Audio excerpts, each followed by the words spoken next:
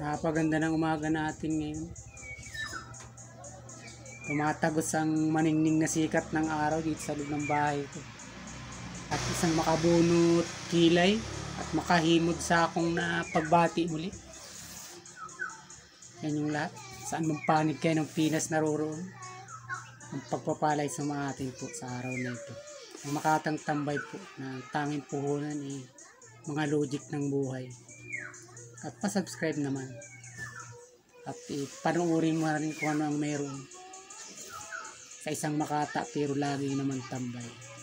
Okay, thank you.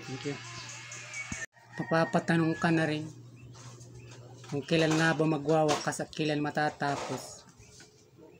Kailan nila tutuldukan itong tila walang katapusan na hearing nila dyan. Mag-senado man yan o mag-kongreso man. Talagang kumbaga nakakasawa na rin. Ang ibig bang sabihin sa hinaba-haba hanggang ngayon dahil magaling naman sila mahuhusay. Wala silang matagpuan na katotohanan. Hindi sila makarating doon, hindi sila makaabot. Doon sa goal nila, doon sa gusto nilang tuklasin, sa gusto nilang makuhang katotohanan, di umano. Nung una medyo exciting pa rin ako manood dito. Siyempre lahat din naman tayo nag-aapuhap kung ano nga yung totoo, lalo't isang karaniwang tao lang din naman tayo. Pero habang tumatagal, ito yung nalalantad sa atin. Na parang nagiging ginagawa na lang nila itong kumahilig kayong manood ng Batang Quiapo o probinsyano. Ganun yung ginagawa nila sa hearing na ito. At sa ibang parte, ginagawang palabigasan naman ng mga vloggers na dito na rin kumukuha nung kanilang mga views. O alam naman natin yun at may kaugnayan talaga ito. Talagang kung ano man yung pinag-uusapan dyan, yung mga issue dyan na lumilitaw at lumalabas sa bawat pag-iimbestiga, kumbaga pinapainit na lang nila at ang resulta nun ay di mga views at di sila may kinabang nun. Anyway, hindi naman yung ating usapin dito, yung tatalakayin natin. Ang sinasabi nga natin dito ay tila hindi na natatapos. Parang telenobela na ginagawa nilang teleserye. Tingnan nyo, nag-uumpisa lamang ito dun sa Jimmy Guban, ang official agent ng Bureau of Customs. Ito yung natatandaan ko na tinatawag nila rin. At ito may kaugnayan nga dun sa illegal drugs na investigasyon. At sinasangkot nga dito si Congressman Pulong Duterte at saka si Manscarpio, yung mismong asawa ni VP Sara, Inday Sara. Yun ang unang pinatawag. Pagkatas may sinabi sang mga testimonya si Jimmy Guban, nakakulong ito. At si Jimmy Guban lifetime ang sentensya rito. Dahil na rin nga sa drogang yun na nasa batman sa Bureau of Customs. Ang binanggit nito, yung Paul Gutierrez na pumunta raw sa kanya sa isa-cite in contempt sa Senado. Di nag-hearing nun. O pinatawag. O dumating na si Paul Gutierrez at nagpaliwanag rin dun. Pinatawag naman si Bini, yung dating gabinete rin ni Duterte, si Bini Antiporda. At ngayon, pinipilit naman nilang isangkot si Bini Antiporda dun sa Charlie Ang. O ngayon, hahaba na naman sila rito dahil ipinapatawag naman yung Charlie na itinatangging kakilala ni Bina Antiporda. Yun, bibigyan na ng summon o ng Siokos order. Ibig sabihin, may kasunod mo ulit yung hearing. Tuloy-tuloy lang sa tuloy-tuloy at gusto nga nilang tuklasin kung nagsasabi ng totoo si Bina Antiporda na hindi niya kilala si Charlie, yung Charlie ang na tinutukoy. Doon nila iniuugnay. Kaya ngayon, kung nga naman nila imbintahan to, tatanungin, kung totoo, sinungaling ay mga sinasabi nito ni Bini Antiporda. Ang mangyayari ito, pagdating na mo nung Charlie Ang, may babanggit ka na ng pangalan. Siyempre, opinion ko na lang ito. Ganun kayong nagiging pattern, yung daloy nila. Maaaring may banggitin na naman dito yung pinatawag nilang Charlie Ang. Ipapatawag na naman nila ito.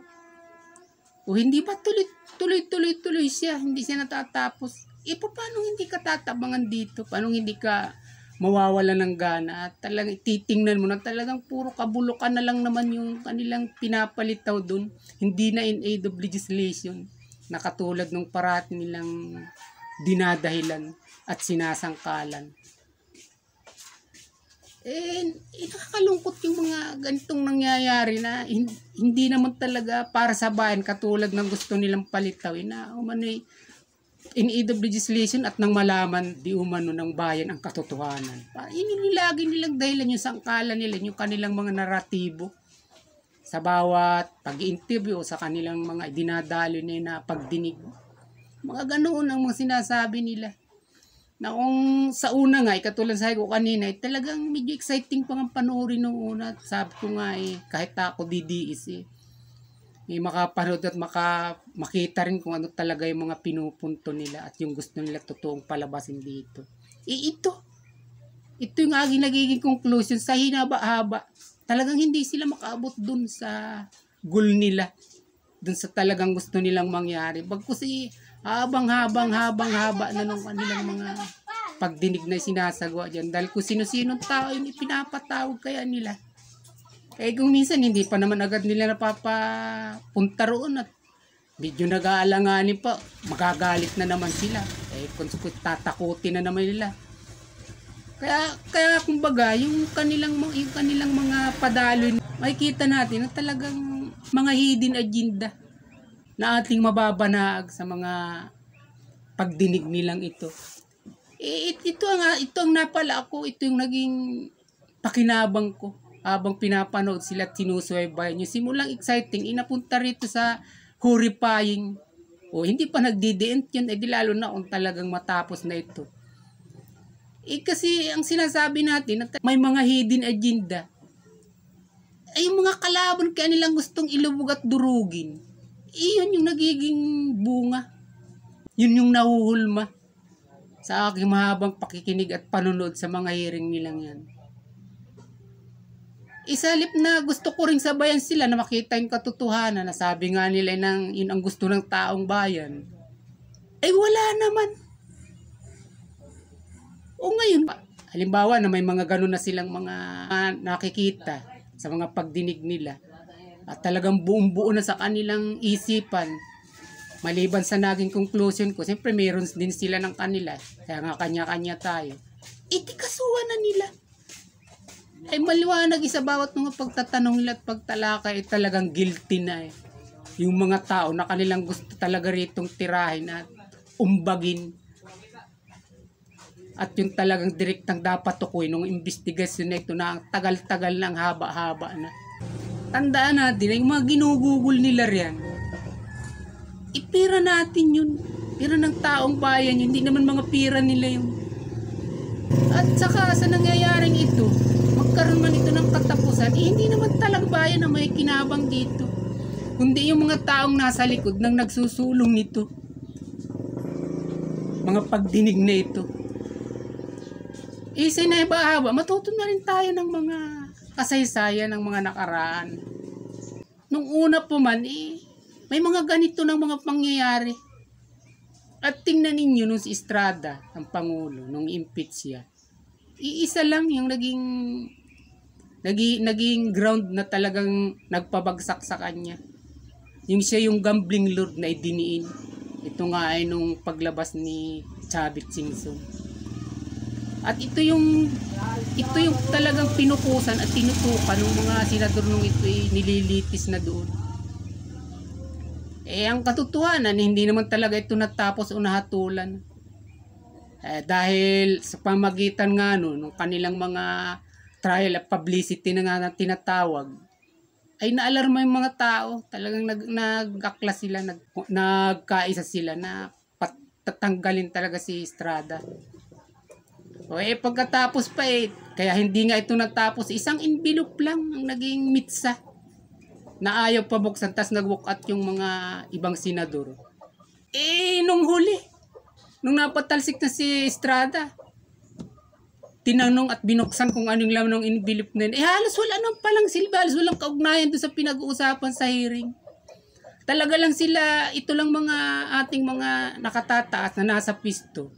Meron lang talaga silang bagay na ipinupurso kapag ka sila ay gumagawa ng ganyan. Mayroong mga nasa likod. Ayaw nila ka Estrada, di mabuti makiisa na lang sila doon sa nagsusulong na ito'y pabagsakin. Ganyan ang nangyayari dyan. At sa huli, hindi naman talaga taong bayan nakikinabang. Nung mapatalsik ba si Estrada, nawala bang sugal, nawala bang waiting Lord kaya ang tawag sa kanya nun. Dito sa amin, kahit nga naghihiring nung panahon na yun, maga tanghali, hapon yung nangungubra ng waiting. O ay nililitis yung waiting Lord na inaakusahan nila. Ay, hindi ba dapat wala yung waiting at nung mapatalsik, dapat wala na talaga sugal. Ganun pa rin tuloy-tuloy. Ganyan ang nagiging takbo.